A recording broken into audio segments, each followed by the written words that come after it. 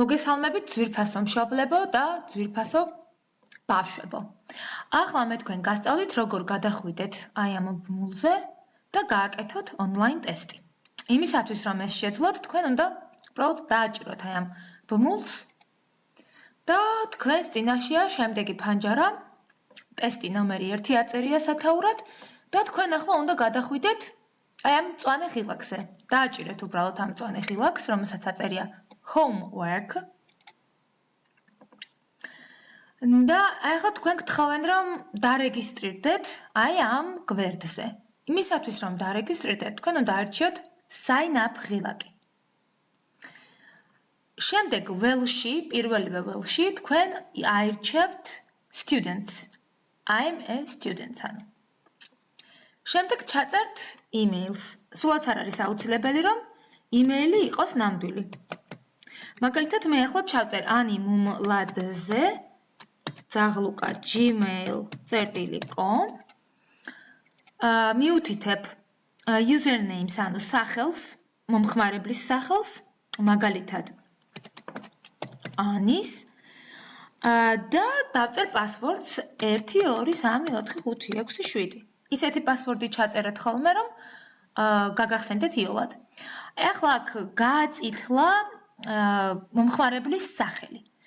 ამიტომ ჩვენ აქ ჩავწერთ გვარსაც.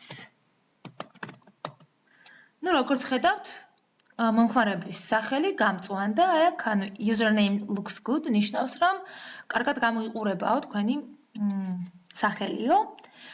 და ამის შემდეგ თქვენ უკვე გადადიხართ go ღილაკზე.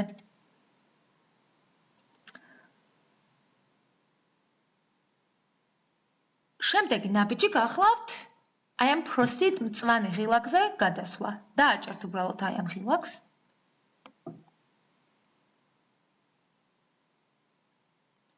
დაველოდებით. შემდეგ აი ავიღებთ აი ამ კოდს. დავაკოპირებთ და შემდეგ გადავდივართ აი ამ ბმულზე.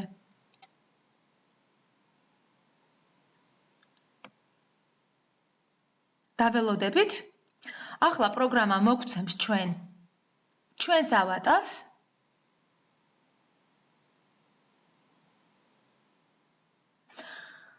თუმცა მანამდე აუცილებლად უნდა ჩავდოთ აქ ის კოდი, რომელიც წეღან დავაკოპირეთ და ვაძლევთ proceed ღილაკს.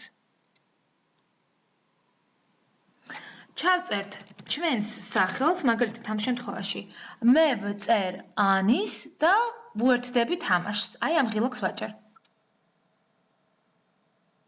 მოგცემს პროგრამა ჩვენს ავატარს. შემდეგი ნაბიჯი არის start ღილაკზე დაჭერა.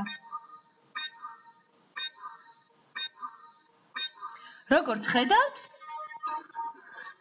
ჩვენ შევუერთდით ტესტს. მაგალითად, შეარჩიეთ წითლად მონიშნული სიტყვის საპირისპირო მნიშვნელობის სიტყვა და ვთქვათ ვაჭერ კლდეს. როგორც ხედავთ, ტესტის პასუხი არასწორი იყო. იმედი მაქვს რომ მოგეწონებათ ეს ტესტი და სიამოვნებით გააკეთებთ მას. მადლობთ!